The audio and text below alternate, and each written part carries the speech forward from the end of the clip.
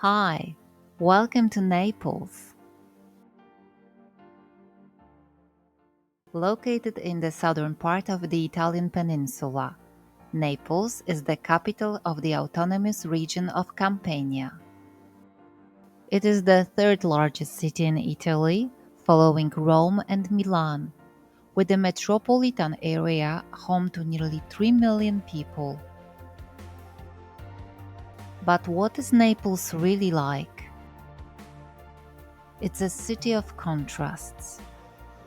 On one hand, it has struggled for years with poverty, unemployment, inefficient bureaucracy, and crime. On the other, it boasts a rich history, breathtaking architecture, and an abundance of churches, palaces, and castles. At every turn, you'll be accompanied by noisy, yet incredibly warm locals, the aroma of strong coffee, and the ever present scent of pizza.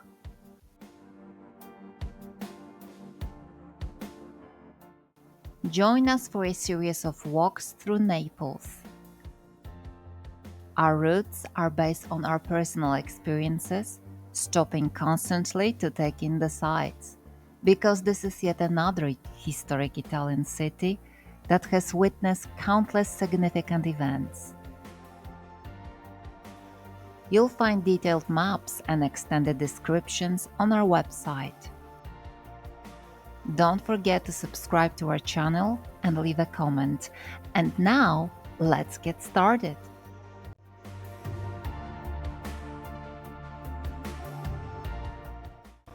Our first Neapolitan walk is an introductory one, guiding you through the city's historic center. We've planned it to take about half a day, and we've titled it See Naples.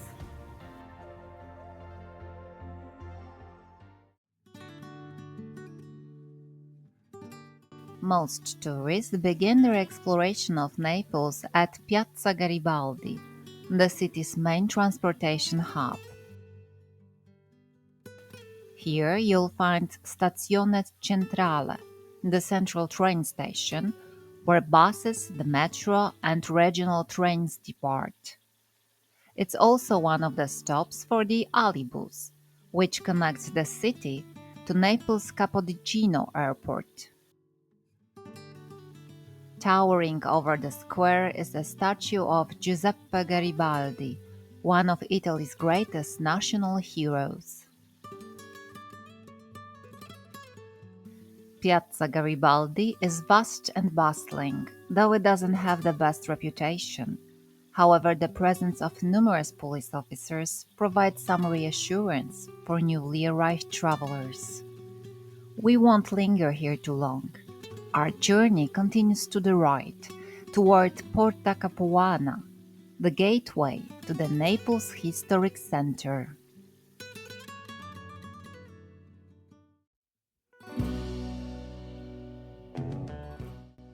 We arrive in Naples from the east, crossing what was once a vital transportation hub. In the 18th century, the royal road from Apulia passed through this very spot. The name Porta Capuana comes from the road leading to the ancient city of Capua.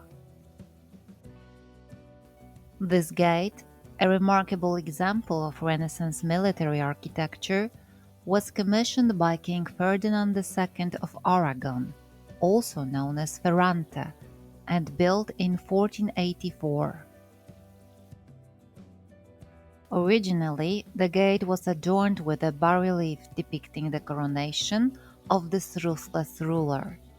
However, in 1535 it was replaced with a coat of arms of Emperor Charles V to commemorate his arrival in the city. As you stand by the gate, take a moment to notice the remnants of the medieval walls that once encircled Naples. Most of the city's historic gates were demolished in the early 18th century by order of King Charles III as part of an ambitious urban transformation which continued well into the early 20th century. Porta Capuana consists of two imposing towers, symbolizing honor and virtue, connected by a marble arch. The architect and sculptor behind this masterpiece, Giuliano da Maiano, took inspiration from Roman triumphal arches, while ensuring the structure retained its defensive function, an essential feature in those turbulent times. In 1494, the French king Charles VIII set out with his formidable army to invade Italy. Though his campaign ultimately ended in failure, Naples became the farthest point of his advance. The French forces didn't suffer defeat in battle, but were instead ravaged by a disease that spread through the bustling Neapolitan port. This affliction, later named the French disease or the Neapolitan disease in aristocratic circles, was syphilis. When the troops ravaged by the disease returned to Paris, a new phrase appeared: "See Naples and die."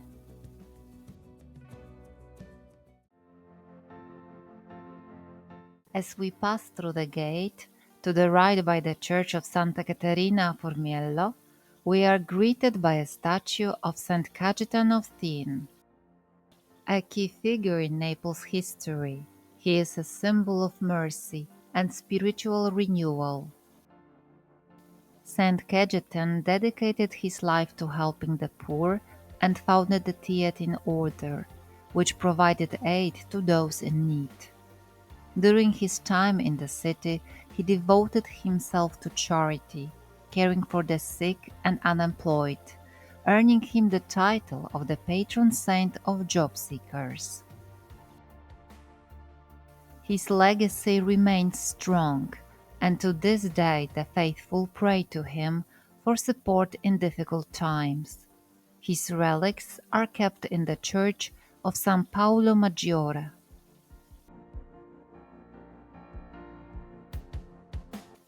Now, before us stands the church of Santa Caterina a Formiello, a jewel of Neapolitan Renaissance architecture, distinguished by one of the city's earliest domes. The church is dedicated to Saint Catherine of Alexandria, a virgin and martyr. Its name also references the ancient Roman aqueduct that once stood here, known as Formiello, from the Latin ad formis, meaning near the channels, just like a nearby fountain, Fontana del Formiello, located just across the street, that was reconstructed in the 16th century and is believed to have once served as a watering trough for horses in medieval times.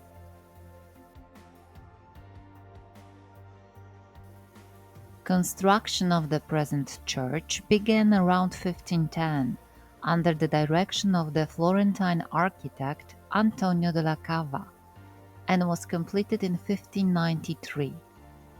Beneath its austere Renaissance facade lies a richly decorated Baroque interior, built in the shape of a Latin cross and topped with a barrel vaulted ceiling.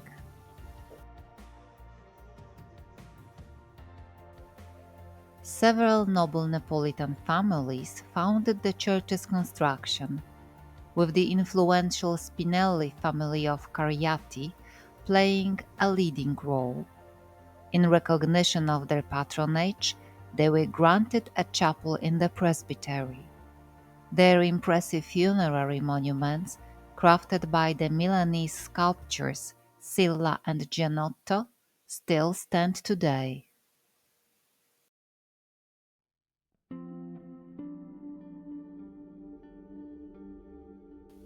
One of the church's most significant treasures is the relics of the martyrs of Otranto. These 813 Christians were executed by Ottoman forces on August 14, 1480, after refusing to convert to Islam. It was one of the most brutal religious massacres of the 15th century. Following the fall of Otranto to the Ottomans, survivors were taken prisoner and sentenced to death. Their unwavering faith reportedly astonished even their executioners. Despite this, their bodies were left unburied for a year.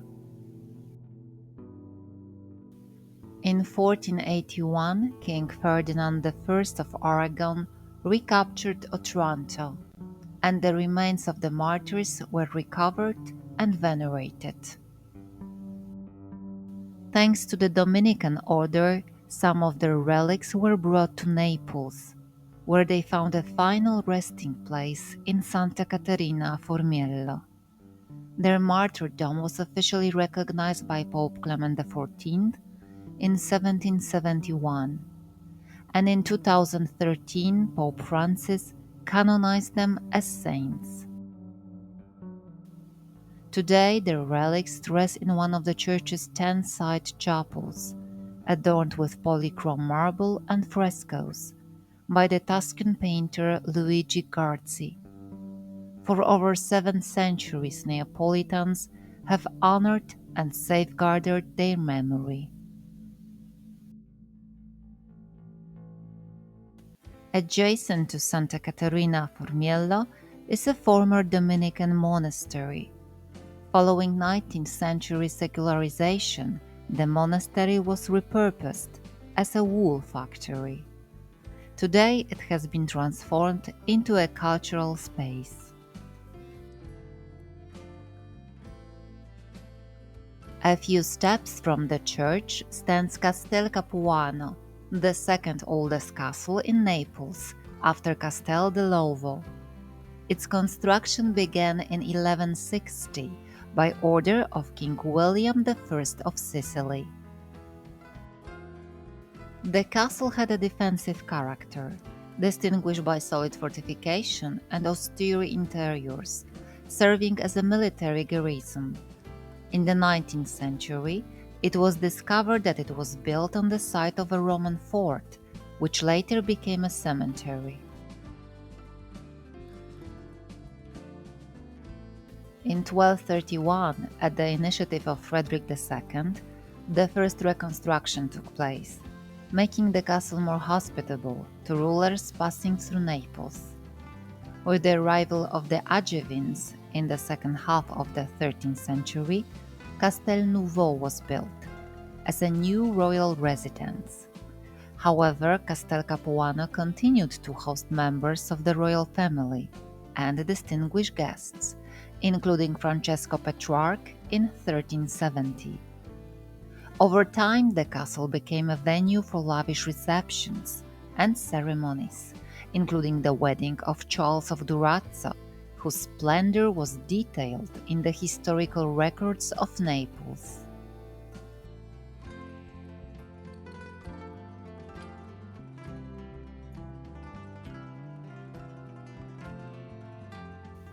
Under Aragonese rule, the castle was incorporated into the new city walls, losing its defensive function. Alfonso of Aragon made it a temporary residence, decorating it with frescoes and tapestries. In 1503, after Naples was incorporated into the Spanish crown, Castel Capuano gradually fell into oblivion.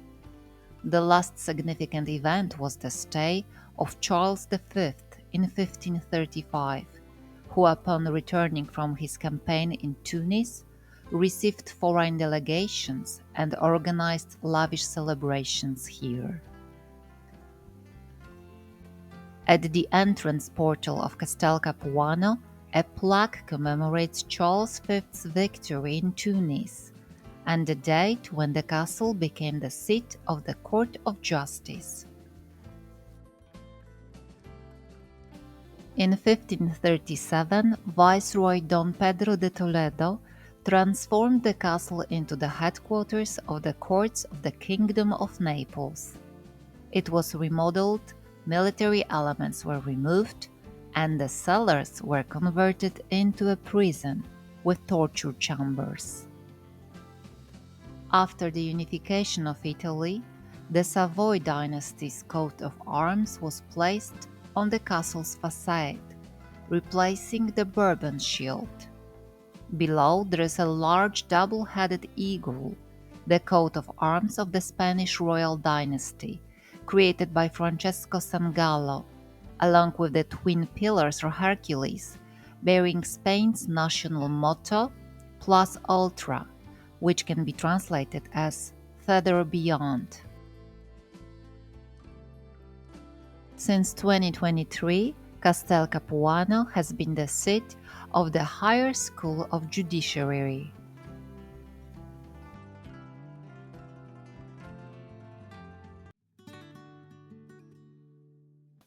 We are stepping onto the main street of Naples' historic center, Via dei Tribunali. This is one of the three most important and iconic streets in the city's old town. Known as the heart of Naples, it runs parallel to the ancient Greek-Roman walls and is part of the historic street grid called the Decumani. In the 16th century, the street was renamed Tribunali after the law courts that were housed in Castel Capuano. Around the same time, its modern length was established to meet the Spanish rulers' urban expansion plans.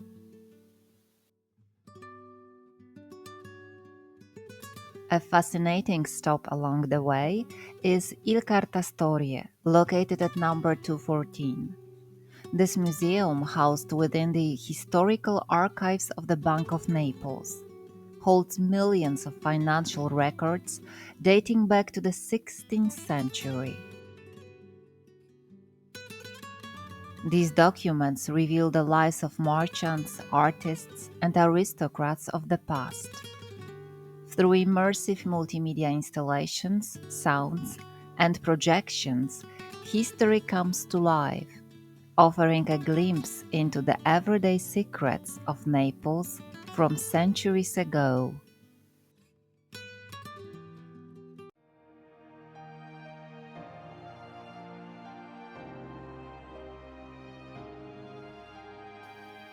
A bit further down, we reach the obelisk of San Gennaro. The saint is Naples' most revered patron saint, and his image is everywhere in the city. He was the bishop of Benevento and was martyred during Emperor Diocletian's persecution of Christians around the year 305. Sentenced to be devoured by lions in the amphitheater, he miraculously survived when the animals knelt before him instead of attacking. Witnessing this, the governor of Campania ordered his beheading. Januarius was exactly 33 years old, the same age as Christ at the time of the crucifixion. His relics were transferred to Naples in the 5th century and initially placed in the catacombs that now bear his name. Eventually, they were moved to the city's cathedral, along with 2 vials of his coagulated blood, which, according to tradition, were collected by a woman present at his execution. Now let's head to the cathedral itself. This is the most important church in Naples, the seat of the city's archdiocese, the Duomo di Napoli, dedicated to the Assumption of the Virgin Mary. Its entrance faces Via Duomo, and since the cathedral is flanked by adjacent buildings, it's impossible to walk around it completely.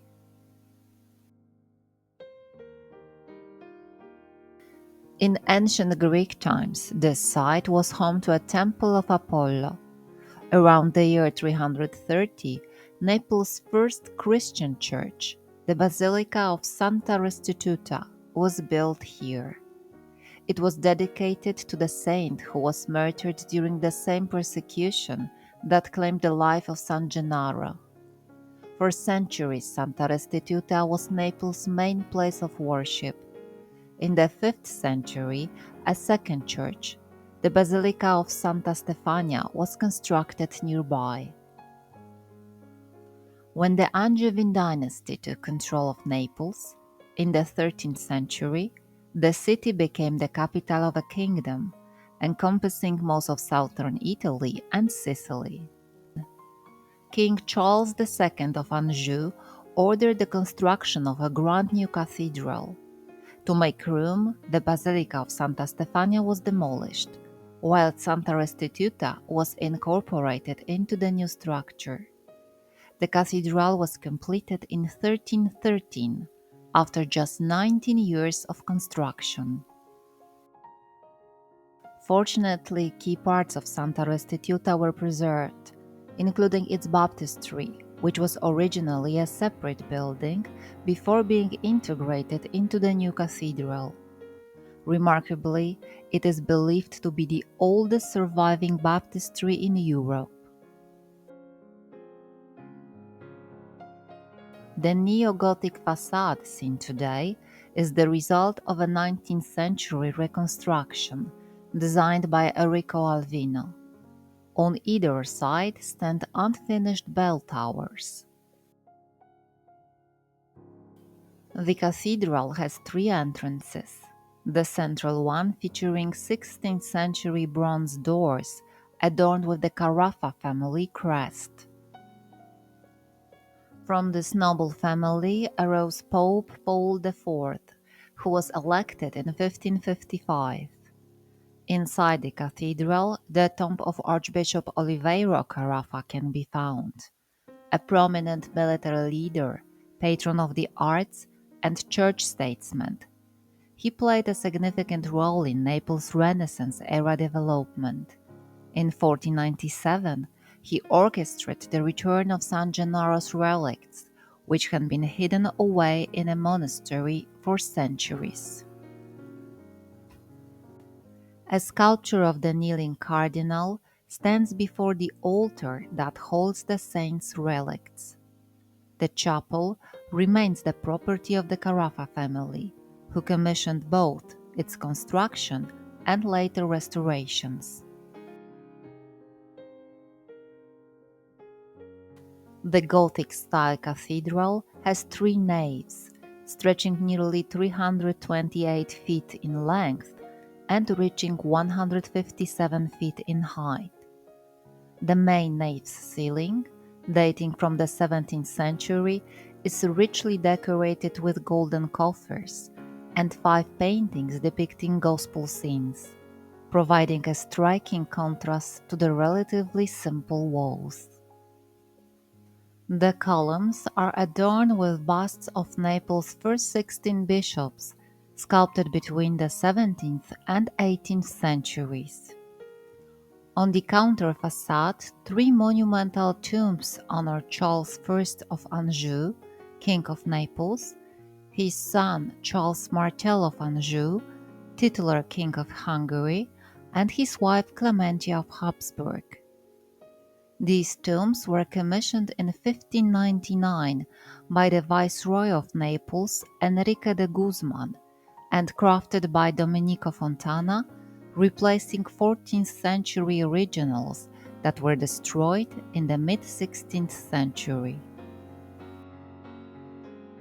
At the high altar, an impressive sculpture of the Assumption of the Virgin Mary reflects the cathedral dedication to Santa Maria Assunta. Its design was inspired by Bernini's works in St. Peter's Basilica in Rome.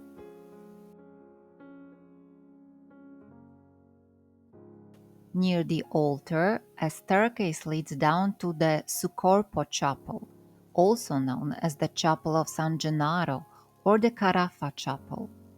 This is where San Gennaro's relics are kept, along with the statue of the kneeling Cardinal Carafa. Among the cathedral's 10 side chapels, the most significant is the Chapel of the Treasury of San Gennaro, built between 1608 and 1646. It was a votive offering from the people of Naples in gratitude for surviving the early 16th century's hardships, including French occupation, a plague epidemic, and a catastrophic eruption of Mount Vesuvius. On January 13, 1527, Neapolitans made a solemn vow at the cathedral's altar, promising to dedicate 1,000 ducats to a new tabernacle and 10,000 ducats for the construction of a chapel. Interestingly, to this day the chapel does not belong to the archdiocese, but remains the property of the people of Naples. This is affirmed by papal bulls, and the chapel is managed by an ancient civic institution called the Deputazione, which operates under the city's patronage. The Baroque-style chapel contains 7 altars and statues of Naples' patron saints, placed around the chapel, symbolize protection against disasters. Inside the chapel of San Gennaro, a vault holds the vials of the saint's blood, which are not visible to the public daily.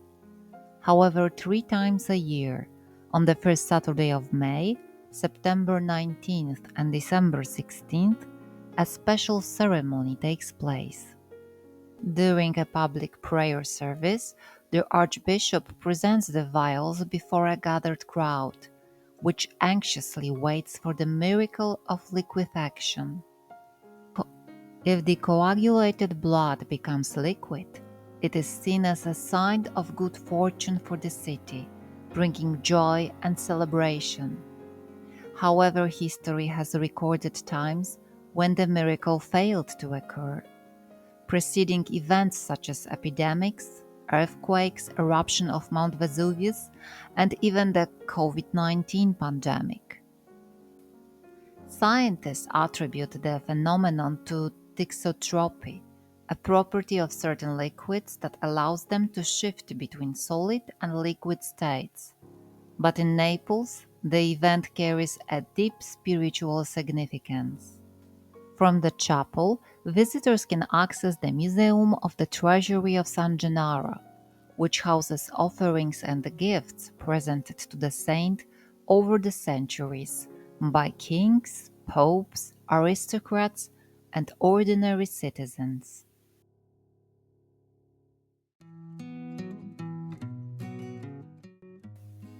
We cross the street and continue our walk along Via dei Tribunali, heading toward Piazza Gerolomini.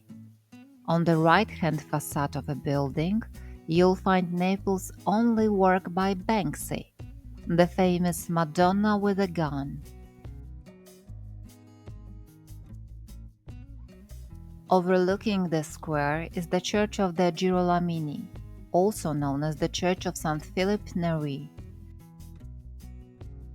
Its 18th century facade, designed by Florentine architect Ferdinando Fuga, features statues of Saints Peter and Paul.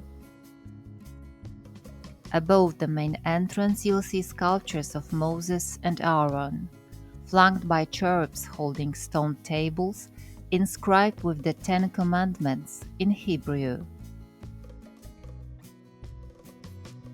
Inside, the church is richly decorated with 17th and 18th century frescoes by Italian painters, including Guido Reni and Pomerancio. One of the most striking pieces is the 1684 fresco The Expulsion of the Money Changers from the Temple by Luca Giordano, known as Luca fa presto, Luca the Fast Worker. He was famous for his astonishing speed, allegedly completing some paintings in just 2 days.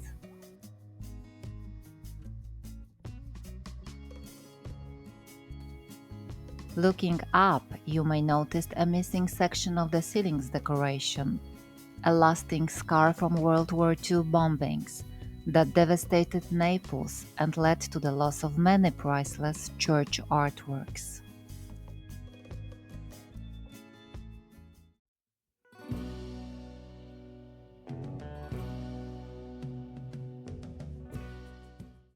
Let's move on to our next stop, a historic square where the city's heart has beaten for centuries. In ancient times, this was the Greek agora, later transformed into a Roman forum, where emperors were welcomed in grand ceremonies. It was here that Naples celebrated the accession of Emperor Charles V, who received the city's official homage. Welcome to Piazza San Gaetano, also known as Saint Cajetan Square. At the center of the square stands a statue of Saint Cajetan, erected in the late 17th century as a thanksgiving offering for protecting the city from the 1656 plague. The cherubs adorning it were added in the 18th century. Facing St. Cajetan is a clock tower, which is attached to the monastic buildings of the Basilica of San Lorenzo Maggiore. Above these buildings, you'll find 7 coats of arms representing Naples. The Basilica of San Lorenzo Maggiore is one of the oldest and most important churches in Naples. It was commissioned by Charles of Anjou, brother of King Louis IX of France, Saint Louis.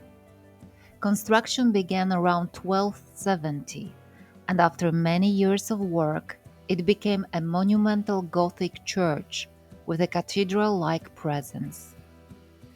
Though it was later modified in the Baroque period, a 19th century restoration returned it to its original Gothic appearance. This basilica also has a literate connection. It was here that Giovanni Boccaccio, the author of the Decameron, met his muse, Fiammetta. Historians believe that she was likely Maria, the illegitimate daughter of King Robert of Anjou.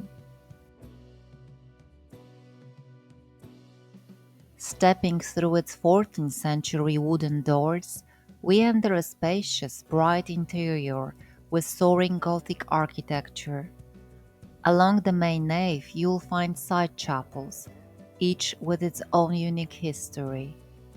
One particularly notable chapel is the Cacace Chapel, the third one on the right-hand side, richly decorated in the 17th century and housing the tombs of the Cacace family.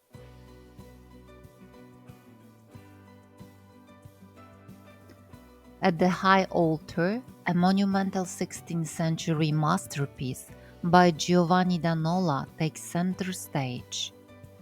It features statues of St. Lawrence and St. Francis, 2 figures held in great veneration by the Franciscans. The presbytery is designed so that the visitors can walk around it, where they will find 9 additional chapels. The first chapel on the left, dedicated to St. Anthony, was built in 1638. Next to it stands the 14th century tomb of Charles III of Durazzo, King of Naples. Beneath the basilica lie the remains of an ancient Greek-Roman marketplace, dating back to the 1st or 2nd century BCE.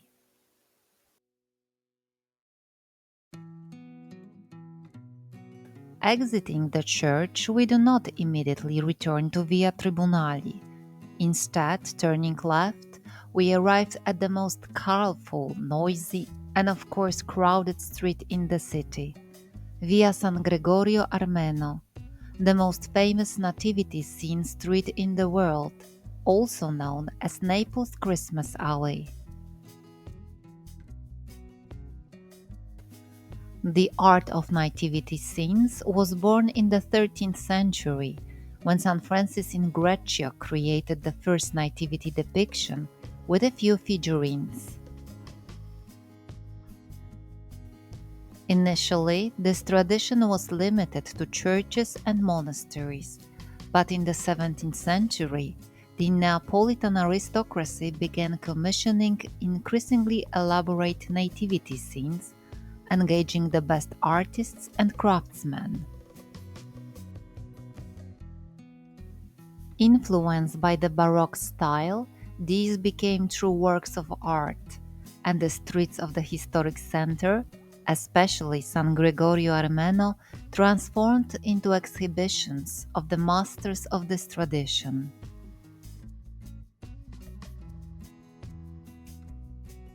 The realism of the scenes is astonishing. The figures are full of expression, gesturing vividly, and their props meticulously replicate reality, both past and present.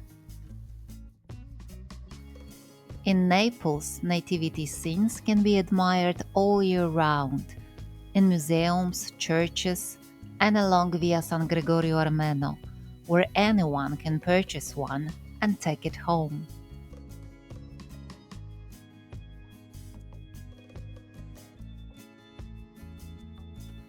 Among the nativity scenes, small twisted horns can be spotted everywhere. These are lucky talismans.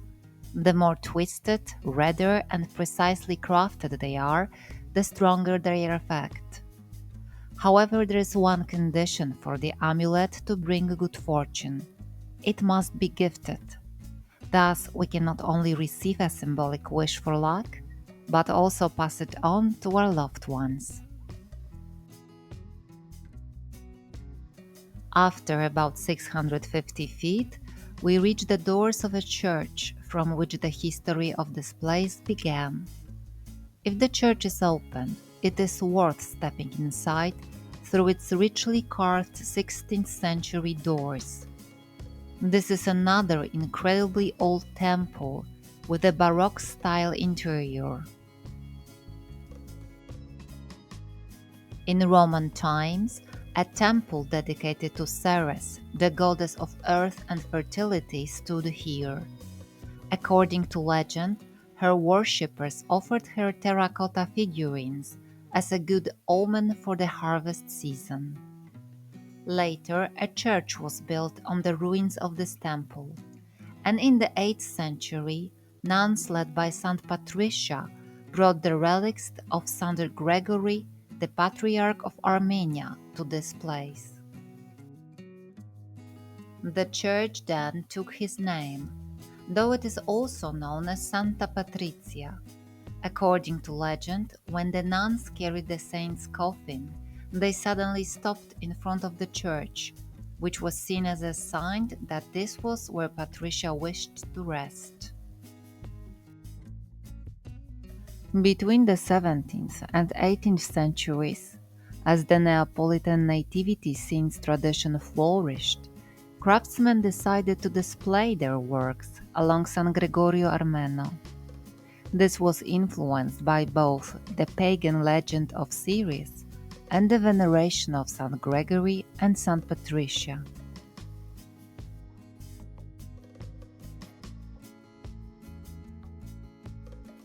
Leaving the church, we return via the Naples Christmas alley, which leads us to the San Gregorio Armeno monastery. The entrance is slightly around the corner, but it is easy to spot as it opens with a magnificent staircase. The staircase consists of 33 steps made of volcanic Piperno rock, with walls decorated with 18th century frescoes by Giacomo del Po.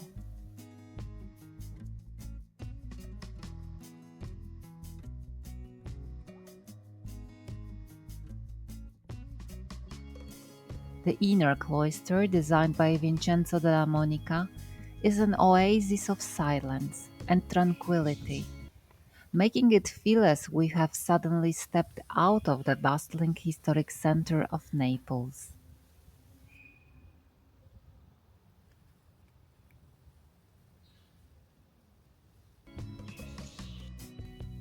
This small, simple garden leaves a stunning visual impression. At its entrance stands a marble fountain adorned with statues of Christ and the Samaritan woman at the well. dating back to 1783. Strolling through the cloisters, we can visit the choir, where the nuns participate in Mass, see the oldest chapel in the entire monastic complex, and finally, the large kitchen where sweets were prepared for royal families. It is said that the famous pastiera napoletana, the traditional Eastern cake with wheat and ricotta filling, was born here.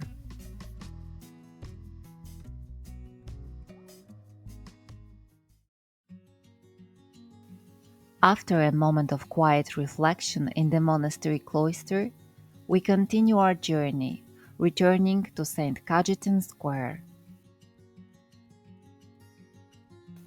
This time, we'll take a closer look at the second monumental basilica, San Paolo Maggiore, or San Paul. Its impressive silhouette towers over the street, as it was built on a high ramp accessible by two flights of stairs.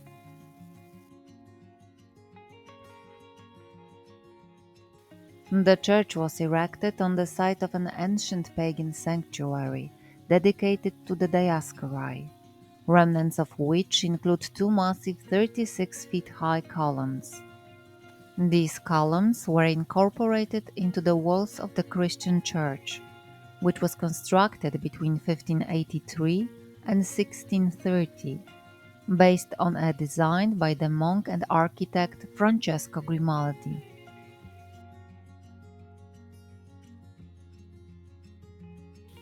Just behind the basilica lies the entrance to the Naples' most famous underground site, Napoli Sotterranea. There are several points in the city where one can begin exploring this underground world. Now that we know what stands above our heads, this might be the perfect moment to descend and take part in an underground tour, navigating through narrow, dark corridors, of course, in the company of a guide. We will tell you more about underground Naples during our next walk, but for now, let's continue along Via Tribunali. But don't rush, look around carefully, because a surprise might be waiting for you just around the corner. Pulcinella, or Pancinello, is one of the most recognizable figures in Neapolitan theatrical tradition,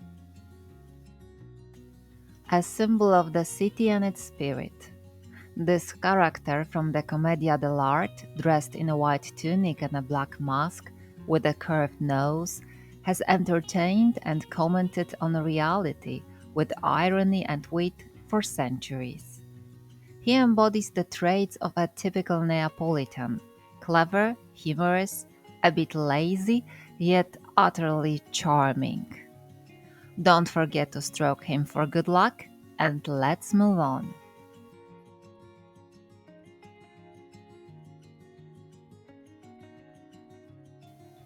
Another church that cannot be overlooked is the Church of Santa Maria delle Anime del Purgatorio ad Arco, often simply called Purgatory or Purgatorio. Its unusual dedication refers to the once popular cult of death in Naples, which flourished despite the opposition of church authorities. This tradition likely arose due to the frequent epidemics that struck the city, affecting almost every family and leaving behind numerous mourners. Prayers offered at this site were meant to commend the souls suffering in purgatory to God. Funerary symbolism is omnipresent here, both on the church's facade, where motifs of skulls and bones can be seen, and inside the temple. In the lower church, there is a votive niche displaying a legendary skull crowned with a bridal veil and a tiara. Known as Lucia, she is believed to be the protector of brides and a chosen soul to mediate prayers and invocations.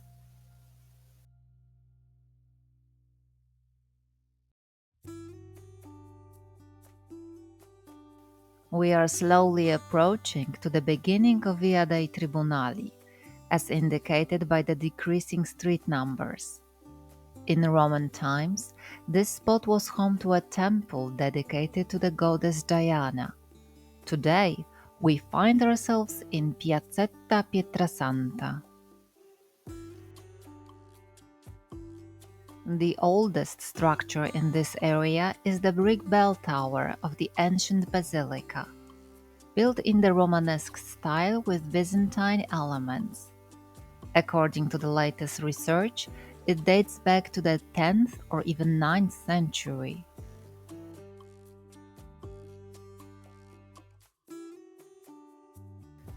The tower preserves numerous architectural elements and inscriptions from the Roman era, carved in marble, which were later repurposed as construction materials.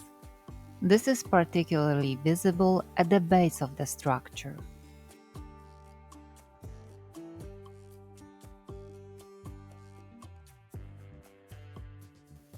The Basilica of Santa Maria Maggiore della Pietrasanta, or Our Lady on the Sacred Stone, was founded in the 6th century at the request of Bishop Pomponius, and a Neapolitan legend is associated with it. According to the story, the devil disguised as a pig haunted the site of the former pagan temple of Diana, terrifying passers-by at night. Fortunately, the Madonna appeared in a dream to the bishop, instructing him to build a church on the spot covered by a blue cloth. Beneath the cloth lay a sacred stone with a carved cross, known as Pietrasanta. The stone was venerated for centuries, and kissing it was believed to grant indulgence.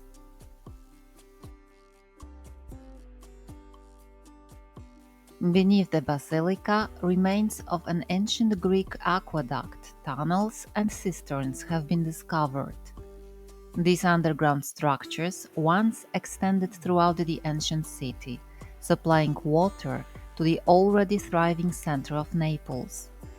The underground aqueducts can be explored during a guided tour at the Lapis Museum.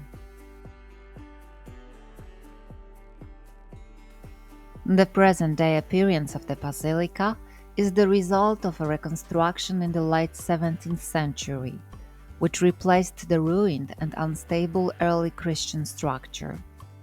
However, even the modern facade is different from its original form.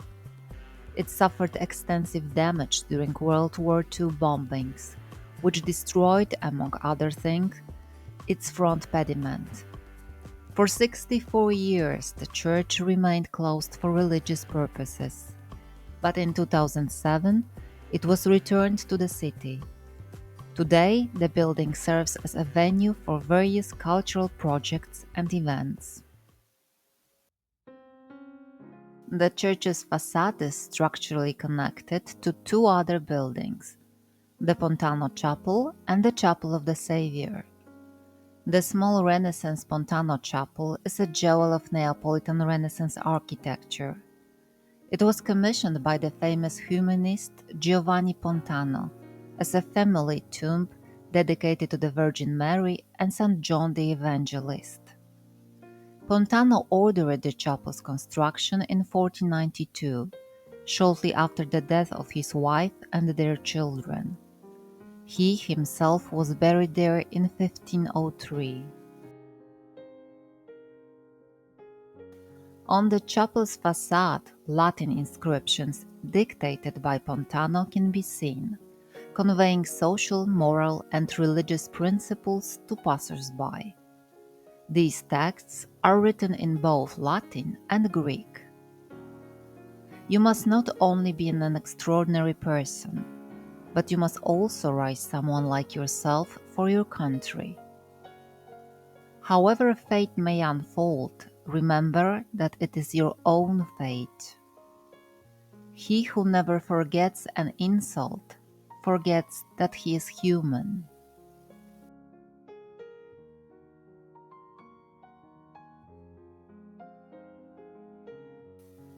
The last church standing on the left side of Via dei Tribunali is the Church of San Pietro a Maiella, built at the end of the 13th century on the site of two former women's monasteries.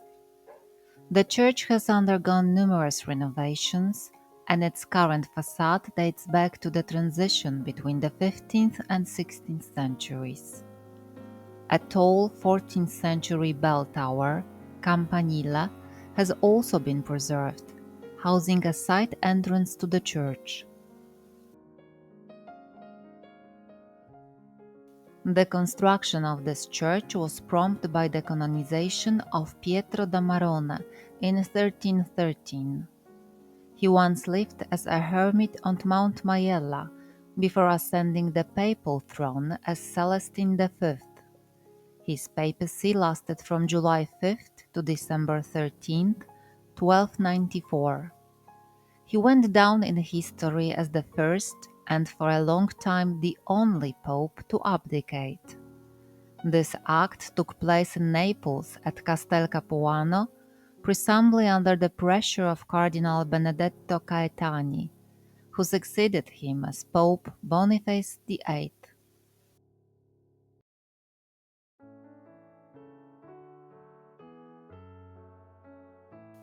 Just behind the church, in the former monastery, lies one of Italy's oldest and most prestigious music conservatories, the Conservatorio di San Pietro a Maiella. Established in 1808, it was formed by the merger of four music institutions, which originally functioned as orphanages and had been offering abandoned children lessons in catechism and singing since the 16th century. In 1826, at the order of Francis I, King of the Two Sicilies, the conservatory was relocated to its present site. Today it serves as a center for music education and culture, regularly hosting concerts, exhibitions, and workshops.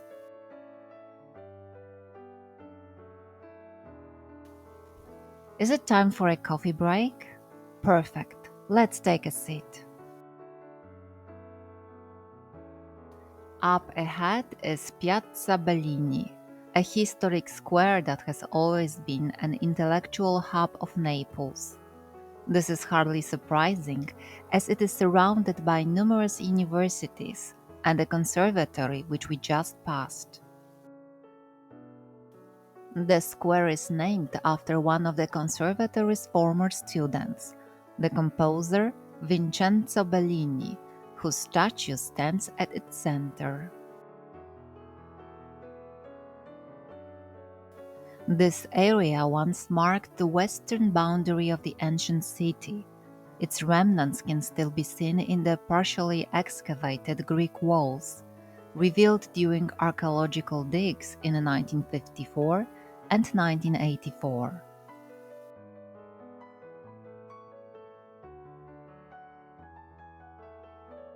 Have you already had the chance to experience the delights of Neapolitan coffee?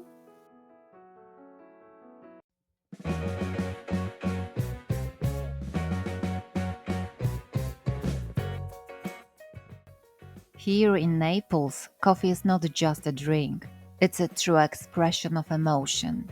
The best coffee, resembling espresso, is usually served with a small glass of water, sometimes sparkling, sometimes with a slice of lemon. First, we drink the water to cleanse our palate and fully appreciate the rich aroma and taste of the few but powerful sips of coffee. And we repeat this ritual several times a day. Of course, coffee lovers who prefer milk-based variations will also be spoiled for choice in Naples. If you'd like to enhance the experience with a dessert, you must try baba al ram, a rum-soaked sponge cake shaped like a tall, elongated mushroom. It is often served with custard or even whipped cream. Additionally, at every turn you'll find delicious pastries filled with ricotta or various types of cannoli, a specialty from nearby Sicily. But now, let's get back to our walk. Our coffee break is over.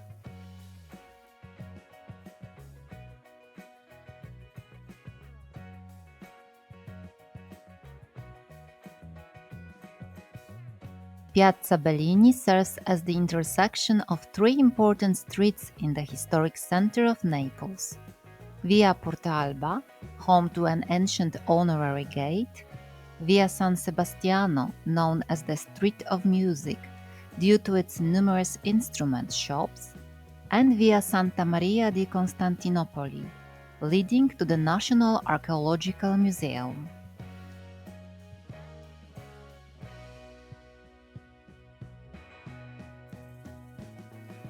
We will continue along the uniquely charming Street of Music, heading toward the honorary gate on Via Port Alba. Port Alba is a famous and atmospheric street known for its many bookstores, surrounded by 18th century buildings and home to the world's oldest pizzeria. At the entrance to the gate, a plaque from 1796 reminds citizens that street vendors blocking the passage of carriages and pedestrians would be fined.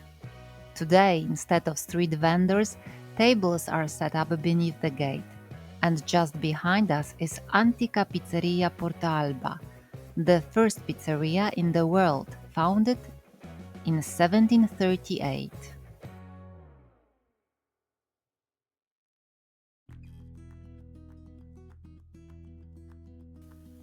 Port Alba Gate, separating the historic center from the rest of the city, owes its name to Don Antonio Alvarez de Toledo, the Duke of Alba and Spanish viceroy, who ordered its construction in 1625.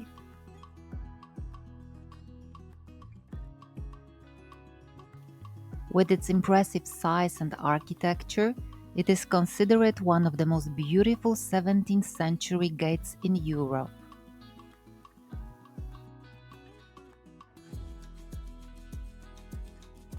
It facilitated passage between the two parts of the city at a spot where residents had previously made an illegal opening in the Angevin walls. By order of Viceroy Toledo, the gate replaced the former towers, and the architect Pompeo Lauria adorned it with three coats of arms: those of Philip III, the city of Naples, and the Spanish viceroy himself. In 1781, a statue of San Gennaro, taken from the dismantled Porta della Spirito Santo, was placed on top of the gate.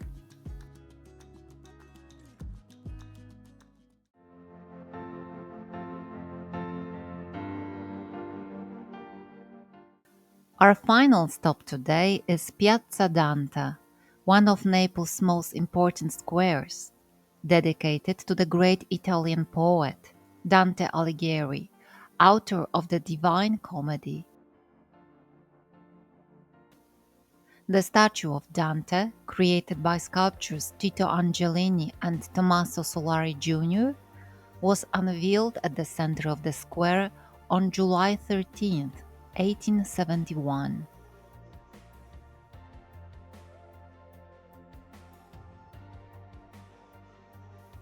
Formerly, the square was known as Largo Marcatello, named after one of the two major 16th century markets held here. It was once connected to the ancient Angevin walls, which were later replaced by Porto Alba.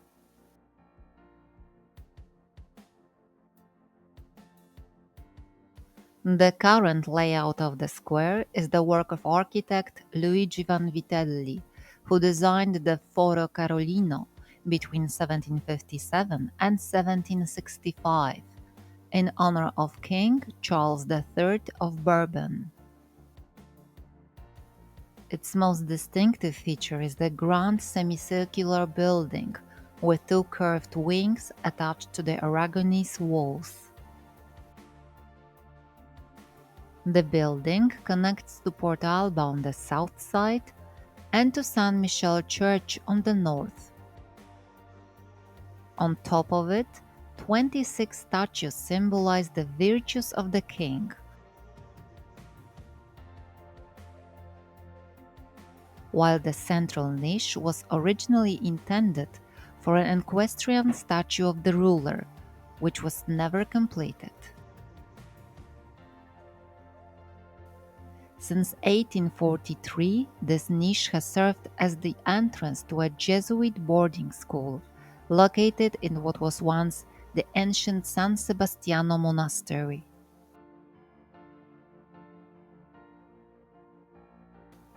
The clock tower was added later, and since 1853, it has featured a secondary clock face. This is a unique European example of a time equation system, which adjusts mean time to true solar time.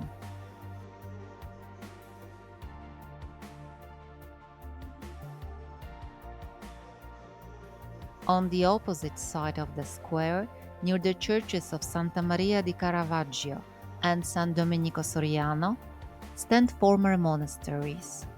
One of these originally housed an institute for the visually impaired, later becoming the seat of Naples' second municipality, while the other now serves as a civil registry office.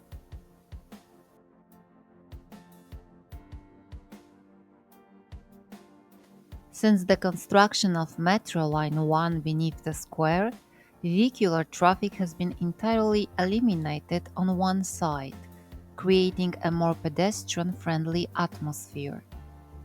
If you plan to return by metro, it's definitely worth it, but be sure to look around carefully.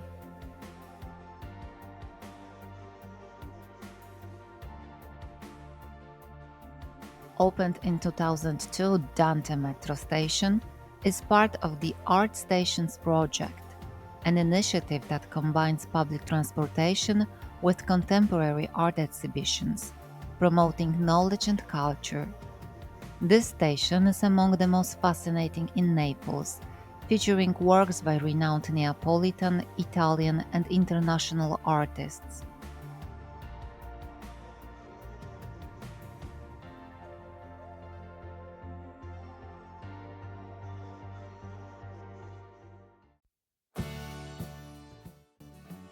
Thank you for joining us on this walk through Naples.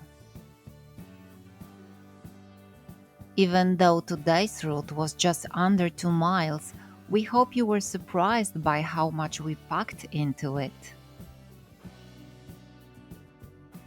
Naples is truly extraordinary, and this is just the beginning, because one day is never enough to discover the city. Don't be discouraged by graffiti-covered walls, speeding scooters, or the loud voices of the locals. Naples radiates energy and an unbreakable spirit, and anyone who takes the time to get to know it cannot escape its charm. Join us for more walks filled with history and fascinating stories. Subscribe to our channel so you don't miss a thing, and leave a comment if you enjoy what we do. See you soon!